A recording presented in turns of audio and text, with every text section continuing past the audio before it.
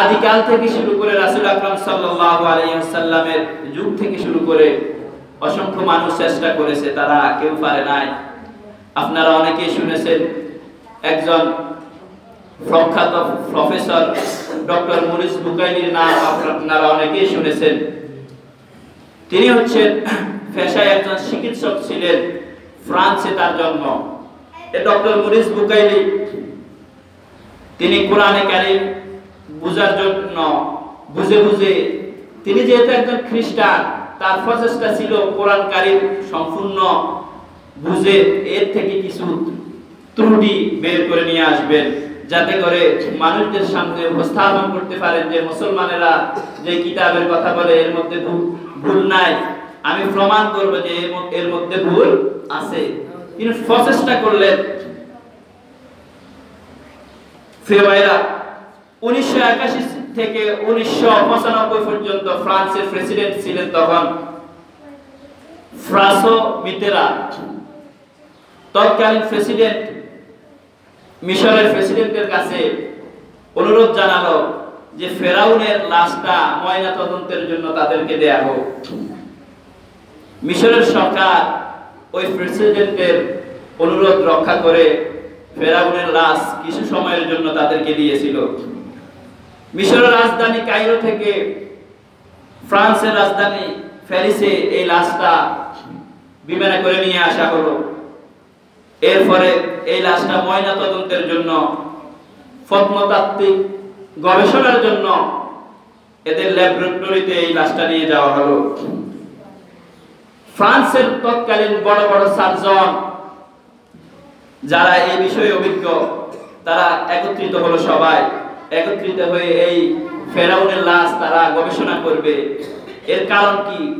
পৃথিবীতে কোনো লাশ অবিকৃত অবস্থায় থাকে না, আর ফেরাউনের লাশ শত শত বছর ধরে কিভাবে অবিকৃত অবস্থায় থেকেছে এর তথ্য তারা উদ্ঘাটন করবে।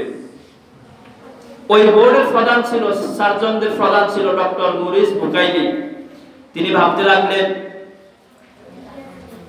ফানির ভিতরে যে লাশটা ছিল, এরপরেও ফানি এই লাশের কোনো ক্ষতি করতে পারে নাই, অথচ আমরা জানি যে ব্যাকটেরিয়া কোনো জিনিসকে আক্রান্ত করতে এবং ব্যাকটেরিয়ার বংশ বিস্তারের জন্য ভিজা জায়গা বেশি পছন্দ করে। পানি আমরা জানি যে আমাদের দেশে যখন আমরা ফাটগুলি আমরা পানির ভিতরে ভিজিয়ে রাখি, ঠিক কিনা?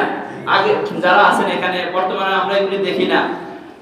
ফাটের আঁশ থেকে আঁশ ছোঁয়ার জন্য, আলাদা করার জন্য ফাটকে পানির মধ্যে আমরা ভিজিয়ে রাখতাম।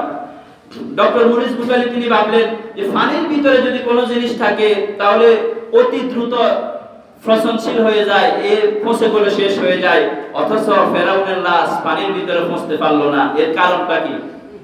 তিনি রাতভর চিন্তা করতে লাগলো।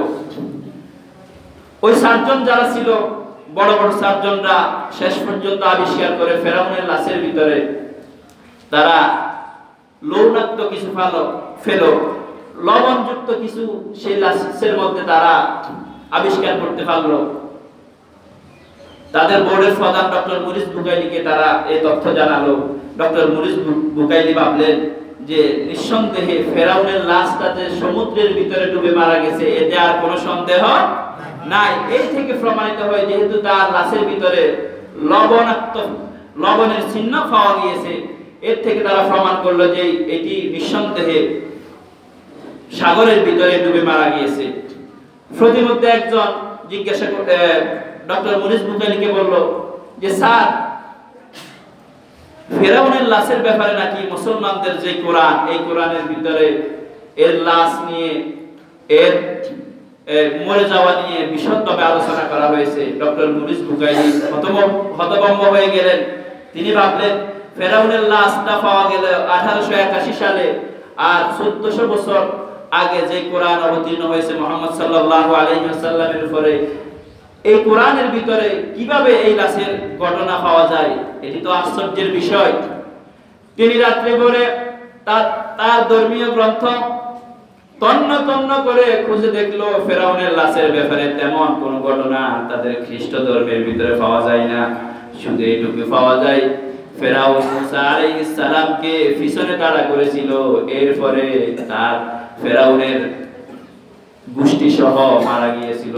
এরপরে তার লাশের কি অবস্থা, লাশ কোথায় আছে, কি অবস্থায় আছে, এর কোনো ঘটনা তাদের ধর্মগ্রন্থের মধ্যে নাই। কিন্তু পবিত্র কোরআনে কারীমের ভিতরে আল্লাহ সুবহানাহু ওয়া তাআলা ফেরাউনের লাশটা কেমন হবে, তার লাশটা কি সমুদ্রের ভিতরে ফসে যাবে নাকি অবিকৃত অবস্থায় থাকবে, আল্লাহ সুবহানাহু ওয়া তাআলা পবিত্র কোরআনের ভিতরে হযরত মুহাম্মদ সাল্লাল্লাহু আলাইহি ওয়াসাল্লামের উপরে 1400 বছর আগে জানিয়ে দিয়েছেন। পবিত্র কোরআনে কারীমের 10 নম্বর সূরা, সূরা ইউনূসের 92 নম্বর আয়াতে আল্লাহ সুবহানাহু ওয়া তাআলা কোট করে দিলেন, ফাল ইয়াউমা নুনাজ্জিকা বিবাদানিকা লিতাকুনা লিমান খালফাকা আয়া। ফেরাউনের এই লাশটাকে আমি আল্লাহ সুবহানাহু ওয়া তাআলা কিয়ামত পর্যন্ত সংরক্ষিত করে রাখবো, যাতে করে ফেরাউনের লাশ থেকে ফেরাউনের যত নাতিপতিরা এই পৃথিবীতে আসবে, যত স্বৈরাচার এই পৃথিবীতে এসে মানুষের উপর অত্যাচার করবে, তারা যাতে করে ফেরাউনের লাশ থেকে শিক্ষা গ্রহণ করতে পারে। পৃথিবীতে কেউ চিরস্থায়ী থাকতে আসে নাই।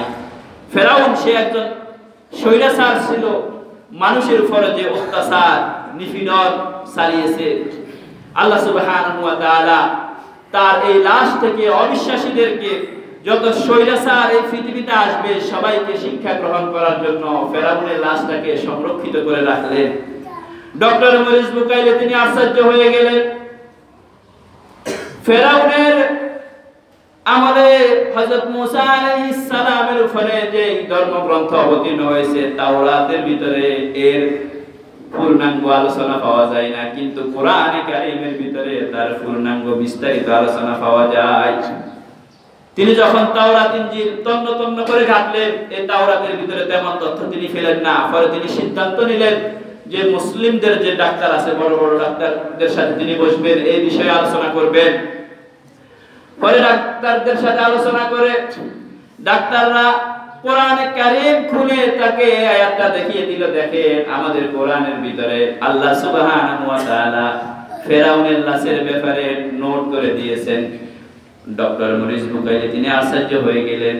তার চিকিৎসকের পেশা তিনি অব্যাহতি দিয়ে দিলেন কোরআনে কারীম বোঝার জন্য, কোরআনে কারীম থেকে আরো তথ্যগুলি বাছাই করার জন্য, এর থেকে আরো কিছু ভুল তথ্য পাওয়া যায় কিনা তিনি চেষ্টা করতে লাগলেন। টানা 10টি বছর কোরআনে কারীমকে অত্যন্ত অর্থ সহকারে ব্যাখ্যা বিশ্লেষণ করে তিনি বুঝতে পারলেন। অবশেষে তার ভুল নিজের কাছে নিজে ধরা খেয়ে গেল। তিনি বুঝতে পারলেন পবিত্র কোরআনে কারীমের 41 নম্বর সূরা, সূরা হামিম আস-সাজদার ভিতরে একটি আয়াত আছে। সূরা হামিম আস-সাজদার 42 নম্বর আয়াতে আল্লাহ সুবহানাহু ওয়া তাআলা বলেন, লা ইয়াতিহিল বাতিলু মিন বাইনি ইয়াদাইহি ওয়া লা মিন খালফিহি তানজিলুম মিন হাকীমিন হামিদ।